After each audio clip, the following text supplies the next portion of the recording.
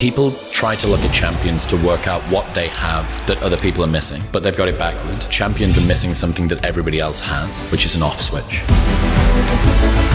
So true. In order to become a champion, you certainly lose an off switch. But you lose everything except for the pursuit. Everything becomes sacrificed. Your friends, your family, your social life, your sex life. If you're prepared to make that sacrifice, the likelihood is that you'll be beaten by somebody that is prepared to make that sacrifice. Chris Williamson, host of Modern Wisdom, one of the biggest self-improvement podcasts in the world. If you want better focus, better habits, and a stronger mindset, this episode is for you. Do you think arrogance is important to become the GOAT? Oh yeah. You need to believe that you can do something that's never been done before. The only way that you can do that is to kind of have a type of delusion. All that success is appropriate strategy, good timing and consistency for a significantly long enough duration. Largely anybody can achieve success. Do you think it's good to show vulnerability or no? I think vulnerability is the only way that you can have true strength. I think if there's nothing on the line, if you're not risking anything, then there's no such thing as courage. Courage is being scared and doing it anyway. A lot of people see vulnerability as crying, oversharing emotions unnecessarily. And it's not. It's saying what's true for you, regardless of how scary it feels. If you show a lot of emotion, people stop relying on you too much. A lot of hard-charging, ambitious people use the mantra, your feelings just work harder, to get them to push aside their emotions in order to keep on with the mission. That's great. And I think that that is a huge step that lots of people can take.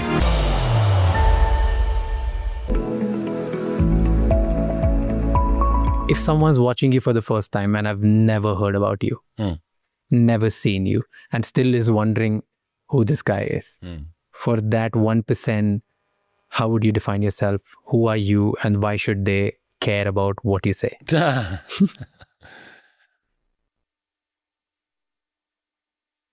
a person who was very confused about himself for a long time. And kind of like a olden style explorer going and investigating some ancient tomb. I tried to work out who I was, and I still haven't done it, but I've got a lot closer. And I'm strange. I'm a weird guy, but I'm representative of normal people enough that many of the questions that I ask myself are questions that other people ask themselves too. So my body of work is a personal exploration masquerading as a podcast. And if you listen to it, you'll probably learn something about yourself too, because I'm not that different to you. I'm just different enough to talk about it. Nice. You have shaped so many good things in my life, and you have damaged equally. Okay. Tell me what I've damaged first. I'll tell you both, right? All right. Because when I started my podcast, I used to watch a lot of podcasts, and you, Steven, specifically, both of you, I used to watch a lot. And because of that, I've learned a lot of things. I've learned to introspect. I've learned to love myself. I've learned to actually question people. I think my way of understanding, listening, sitting down, researching, a lot of things come from your and Steven's work, right? Yep. Even though we all started almost at the same time, but I used to get inspired a lot. So it has helped me a lot in my personal life. But because I'm also a podcaster, it came to a point where I could see that I'm not me. I'm just you or Steven. It started destroying me and damaging me in a point puppeted a little bit. Exactly. Yeah, I understand what you mean. So did you develop a British accent? No. Okay. Yeah. No, but then my way of asking questions, my way of researching, my way of approaching things just became you and him. And I was like this needs to be... Well, all right. So I understand why. You want originality, right? You want to feel like I'm doing my own thing.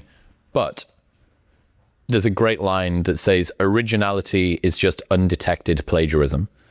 And I was influenced by Rogan, Jordan Peterson, Sam Harris, Ben Shapiro, Alain de Botton from the School of Life. I was very influenced by them too. And then you try to do your version of something that you like because there's no rules to this. You go and become a NFL star.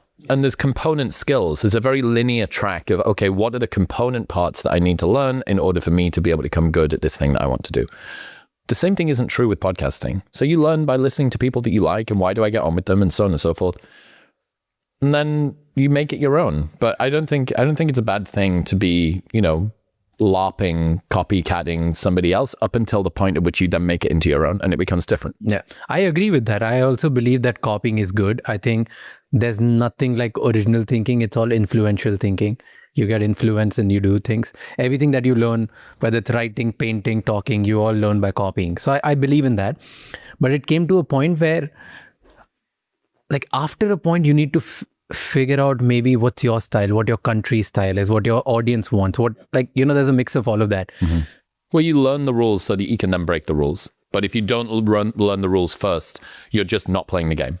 True. Makes sense? True. Yeah. True. So I learned with you guys, and then I stopped, like, since last, I think, a year and a half, or maybe something like that.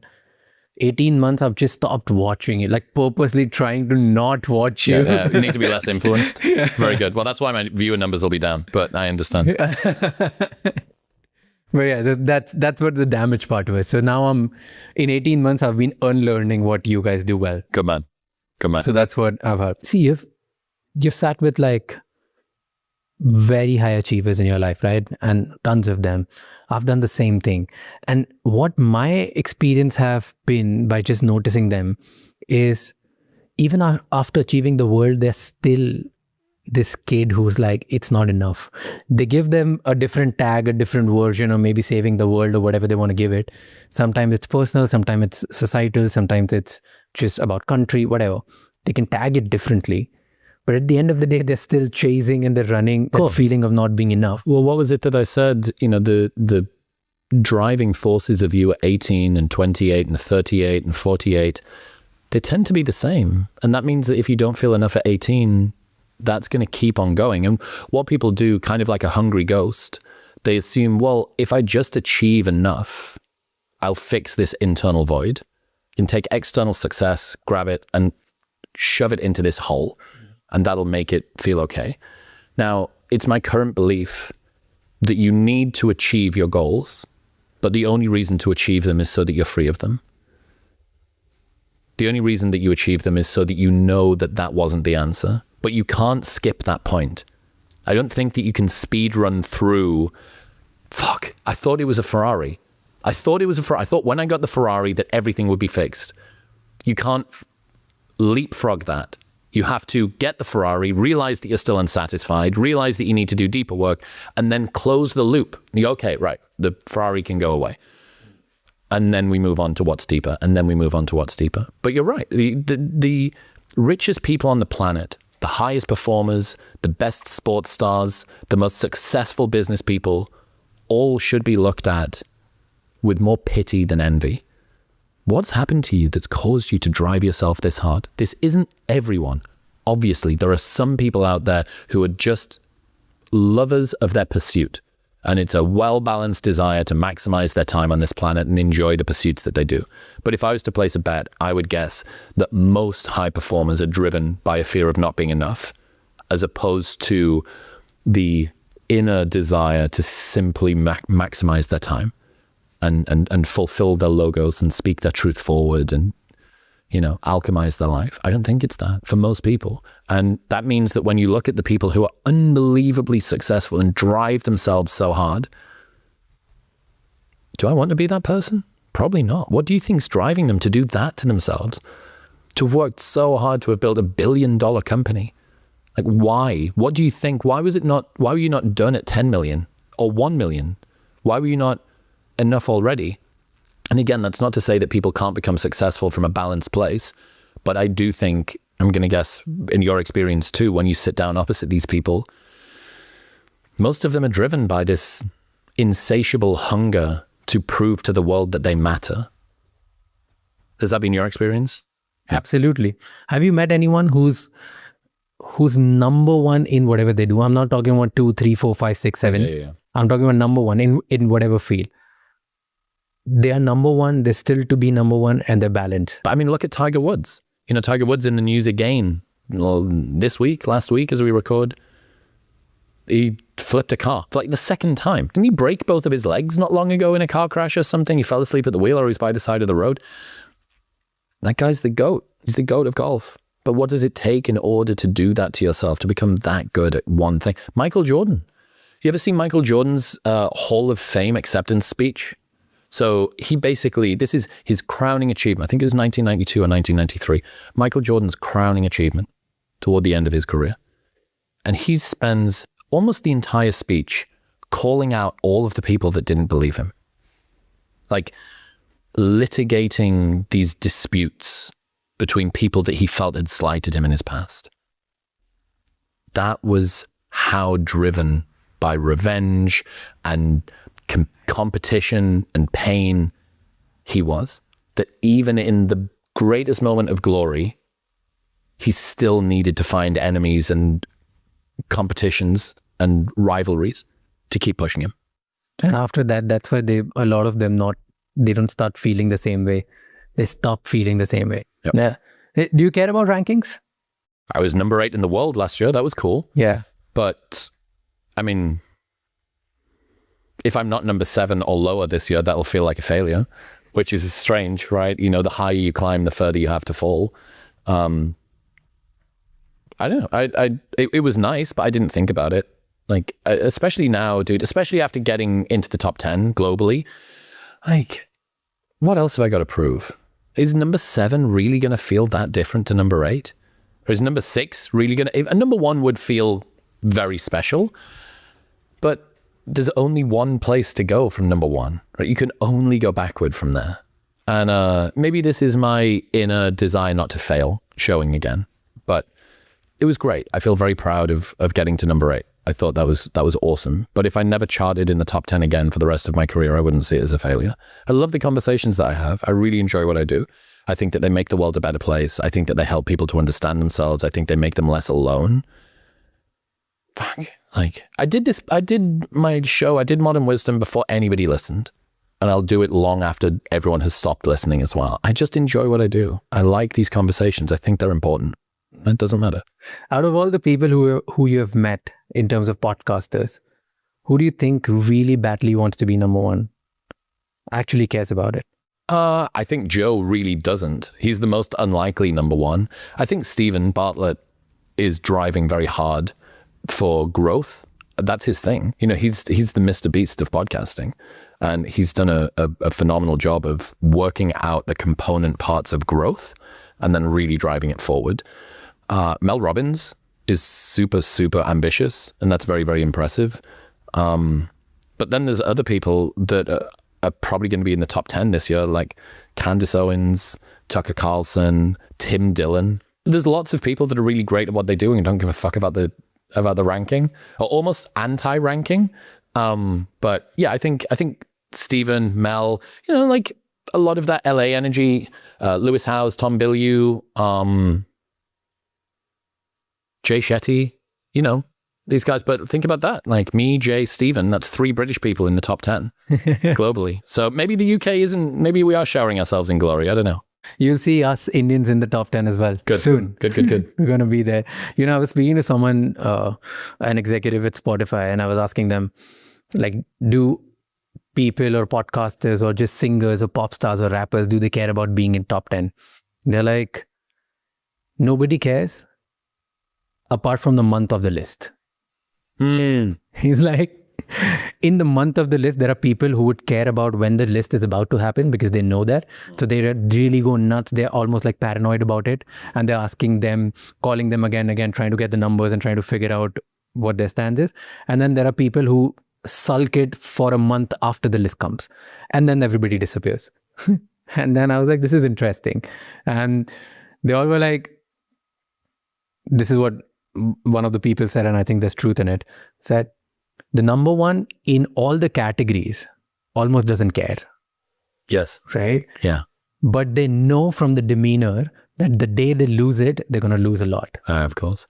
Well, you know, the loss aversion as a psychological bias, right? If I was to give you £5, that's great. But if you were to lose £5, that would be more painful than the gifting of finding £5. And it's the same with, there's a line from a John Bellion and Luke Combs song, which says, if the higher I climb is the further I fall, then why love anything at all? And he's talking about opening his heart to another person, a relationship. But the same thing is true in success as well. If the higher you climb is the further you fall, then why achieve anything at all? Because as soon as you become number one, you're terrified of losing it. There is no end to this. And this is why, you know, this is why I'm glad. I haven't thought about it this way, but I'm really glad that I managed to surprise myself by charting last year. So I'm like, dude, I fucking did top 10. You know, top 10 in the world in anything is fucking crazy. And I'm really glad that I did it. And I felt no different the day after the day that I found out than the day before the day that I found out. Nothing materially changed about my life. Maybe we've found it easier to book some guests this year or something like that. But like, come on, like, is that really I probably would have got there in any case. So we would just sent a few more emails or got a better connection or spoken to the partner, and it would have taken longer or something. Do you think is that, again, like a very interesting point I'm just thinking about. That's the way you think right now about, let's say, the hustle, the number one, the ambition and all of that. It has a lot to do with, it has a lot to do with the way a lot of Western world thinks. Like meritocracy. No, like what I meant by this, like in the Western world, there's whole of a spike in understanding meaningfulness, purpose, enjoying what you do. Like, you know, this mindfulness. Well, that's idea, gone, right? That's increased in line with the decrease of religion. I think as people have lost religion, they're trying to find meaning in other places. Okay. And they were trying to find it in what capitalism promised. And they've done that and they've found it lacking. Some people have found it lacking. And they're now asking themselves, what's the next thing? That's where meditation comes from. That's where journaling, mindfulness, gratitude, yoga, stoicism, you know, these are all secular solutions to what were previously religious questions. Yeah. And I think that's what's going on, at least in part. Okay. But my question was more on, if you compare it with the Eastern world right now, right? And I'm not going to say Eastern as well, even the African, like just, okay. Think about both of these worlds. If you look at India, you look at China, you look at Africa, all of the people here, like most of it, the national character almost is about go for the win, hustle hard, be like really, forget like work-life balance. You need to be number one. It's over time. You know, like this hustle. Versus you think about Western world, they're like mindfulness and then all of this, right? And that's why it's great. Like Steven optimizes for it, Joe doesn't, you know, There's a lot to it. Do you think both of these civilizations are wanting something they already had, but it's like grass is the greener? Oh, that's lovely. Yeah. No, I see exactly what you mean. You might be right. You might be right. Like India and China, specifically India, I can talk about. We have a great history of yoga, meditation, all of these. Like we have given this to the world. And now it's almost like we want what you guys had. Like the hustle culture, the like meritocracy. Like I want to go for the ambition, and the world is going to be my playground. Versus you guys want what I had. Like grass is always greener, dude. Grass is always greener. Yeah. If you have done something. Also, I guess as you've got a globalized world, you begin to just look outside. It's the same thing as if you ate a really great meal, but that was the only meal that you ate for the rest of your life. You'd probably get bored of it. I mean, there's a lot of options here. I should try something different. And you should try something different can often mean I should do something different, right? I'm going to try a different path. I'm going to try and fulfill myself in a different way. And it's a really lovely duality that the East had peace and is seeking achievement, and the West had achievement and is seeking peace. I think you're bang on with that. What do you think humans need then? Both. I think you need both, right? We're a social species, and you can't beat the biology, and the psychology is just the biology, right? You can't beat a few million years of evolution that's made us care about the opinions of others, want to feel like we're progressing, achievement, status, recognition, renown, respect, admiration from people that we admire. These things are deeply, deeply rooted in us. And they're easy routes, easy paths toward feeling good about yourself. And so you should get them. But the problem is assuming that that is the end of the game, or assuming that you need an infinite amount of that in order to feel fulfilled. And that's where people get stuck.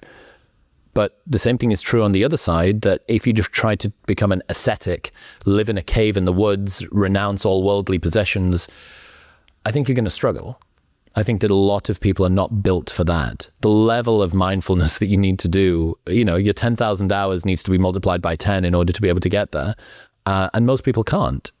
So for me, I think trying to play within the confines of a game, and this is different. I'm a little older now. I'm 38, which means the energy that I bring to my pursuits at 38 is different to what it was at 28. 28 was very much hustle, like deny how I bleed, deny how I feel, work until my eyes bleed, spit, sawdust. I want to do the thing. But part of the reason that you wanted to work so hard is so that you don't need to work so hard in future. If all that you do is work really hard so that in the future you can work hard with leverage,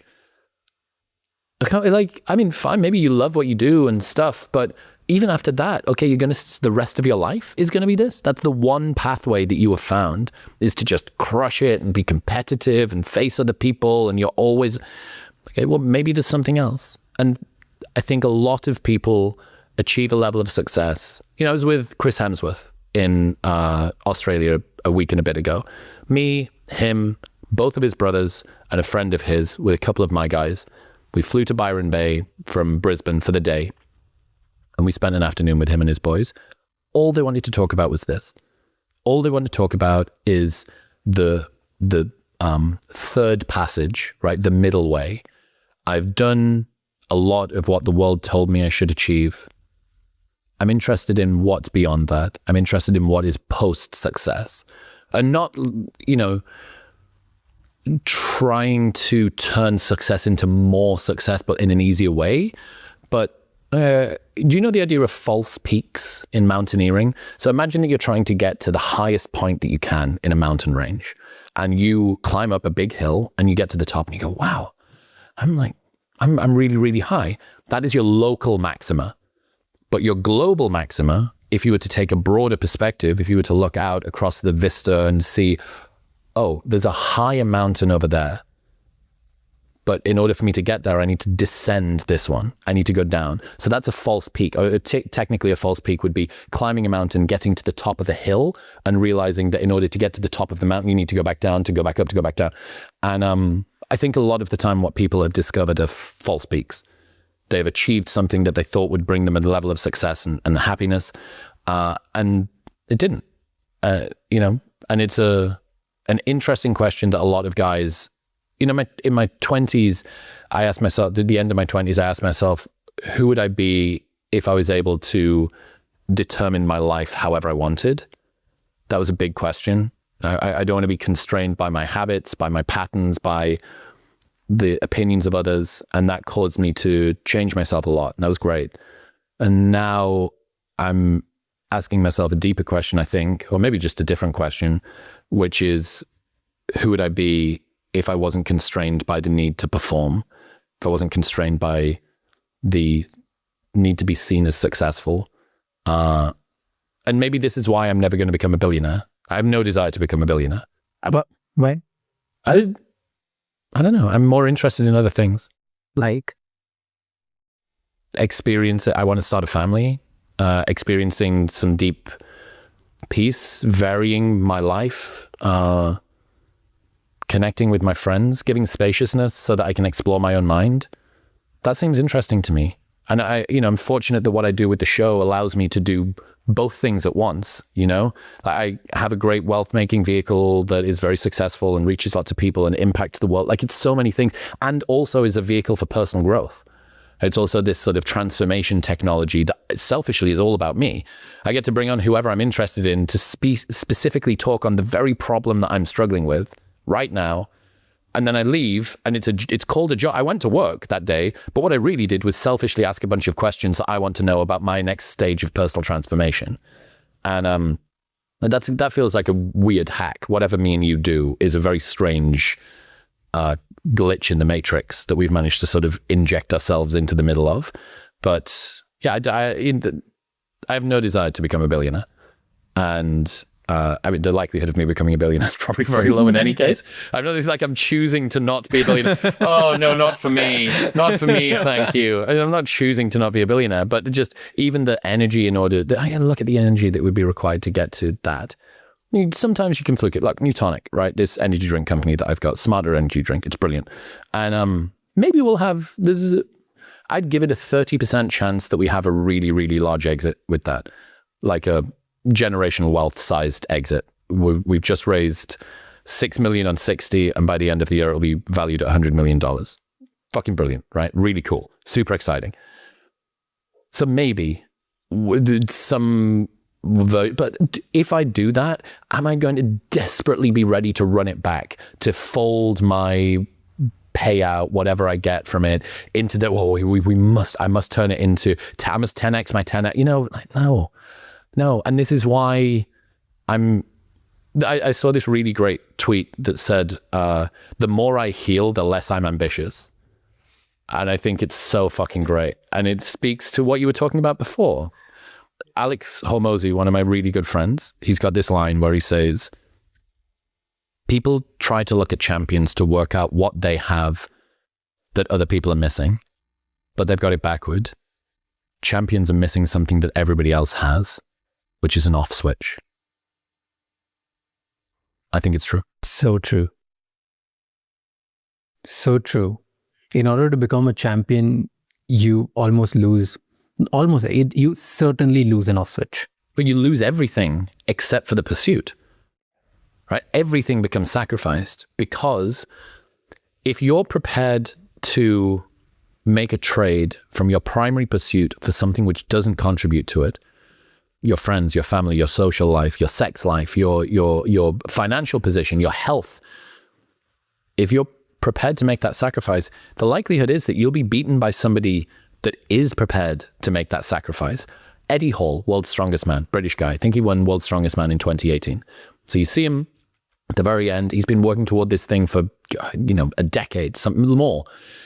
And he's holding this trophy in the air, and he's saying, Nana, grandma in British, Nana, this is for you. His grandma passed away at some point recently, and he's crying, and he retires. He retires on the podium, basically. He retires. That's it. I'm done. Won once. And in an interview that I saw with him a little while afterward, he said, if I hadn't retired when I won World's Strongest Man, I would be dead, divorced, with no relationship to my kids, because he was 180 kilos at 6'4", with blood pressure that would power a fucking jet engine. And he was working so hard and pushing himself with performance enhancing drugs and eating all this food and training all this time that his relationship with his wife was falling apart, and he didn't have any time to see his kid. In order for you to beat Eddie Hall, you need to sacrifice everything that Eddie is prepared to sacrifice, which was everything, which was his health, his family, his wife, his partnership, everything. He was prepared to sacrifice it all. The only way that you can do it without sacrificing everything is to be so good that you have additional capacity, that your 98% is better than his 101%. But most people aren't, right? And even if that is the case, who's to say that there isn't someone that's more talented than you that's going to give 99 or 100 or 101, and now your 98 is exactly the reason that you lost? And you never know. You never know whether or not that person, like, how good am I really? Am I a generational talent? No, you just give everything. It's that maniacal focus that pushes people forward. And that's what we raise up. That's why Michael Jordan, The Last Dance, right? An amazing documentary series on Netflix. So cool. Do you want to be Michael Jordan? I don't want to be Michael Jordan. I mean, I respect and admire, and he's so cool to see what he did during his career, but he's still ravaged by that same competitive drive. And that's tough. That's tough. And he alchemized it into something great. Now, the worst position to be in is to have that competitive drive, but not the discipline to deploy it. That's when you're ruthless, because you are going to spend your entire life feeling like you didn't fulfill your potential. You want this thing and you can't get it. And that has to be way more of the champions that never were, that we never even learn about, right? Because it can only be one, number one. I don't know. I'm fascinated by this conversation. I'm fascinated by this question. I think it's very, very interesting. it's every time I think about it, because I believe from a very long time, from a very young age, I'm usually on the other hand. I'm one of those who's like extremely driven, and it, apart from like few moments in a year, like not even like a day or a month, or like apart from a few moments in a year, I don't even realize that it's all a sacrifice. Like I'm so blinded by probably some wound in my childhood which has caused me to be like this, that I'm just so driven. And every time I think about it, I think like, and every time I meet a champion, and this was very strong feeling for like 4 days after meeting Michael Phelps, that, you know, champions have only one thing which you want. That's a championship trophy. And champions don't have everything that you want, that you have. Like champions are thinking that they just have one thing and they don't have anything at all. Yeah. And you have everything and you're not cherishing it because you want that one thing. Correct. So it's like 1 versus 100, and you still want that one because probably some wound or some society or somebody around you has made you believe that one thing is way more important than the 100 that you have. So good. Such a great point. And I think Michael Phelps is a really great example of that too. I've heard that he is very sort of driven by that not enoughness energy. One interesting element on this is, I don't want to demonize all ambition and drive. I think it's very, very important and great. Like, you go and win the thing. Just know that it isn't going to be the end. It's not going to fix everything. There are other pathways to your fulfillment that you need to spend some time on. But there is a relationship between discipline, motivation, and obsession, right? So discipline is, I will make myself do the thing. Motivation is, I want to do the thing. And obsession is, I can't not do the thing. And a lot of people look at people who are now disciplined, and what they don't realize is that their current discipline is just the echo of a past obsession. So for me, going to the gym and training, I started when I was 17. I was really obsessed with going to the gym. Obsession's strange. You can't really engineer obsession. Obsession is this weird alignment of predisposition, opportunity, desire, a little bit of wounding, some motivation, social influence. You know, it's like it's a strange blend of everything together. And what happens after a while, obsession cools off. You're not obsessed with the same thing typically for decades on end. Some people are, but most aren't. But what ends up happening after that is Michael Phelps will always swim. He will always swim. Michael Jordan will always have some athletic performance pursuit. I know that he doesn't like actually specifically playing basketball, I think because he's super competitive and he doesn't like to lose. Most people will cool off their obsession into identity. It just becomes a part of them, right? Yeah, I used to be a competitive cyclist. Now I just bike on a weekend with my friends. Yeah, I used to be a podcaster for, you know, a decade, 2 decades. Now, you know, I speak publicly, or I do whatever. Like, it cools off into a part of your identity, but with less velocity. But this is me trying to counterbalance all of our shit talking that we've done about ambition so far. I think it's important because, you know, I know that Indian people are very ambitious and they're upward aiming, and I don't want to pull the rug out from underneath them. So this is for the people who are still on the drive. If you can't stop thinking about the pursuit that's in front of you, that means that you have the freest motivation and discipline that you're ever going to get, and it's not going to be there forever. If you can't not think about the business or the podcast or the partnership or the gym program, now is the time to let it crawl inside of you and wear you like a glove. You want to be puppeted by your obsessions, assuming they're good, not obsessions with your ex or politics.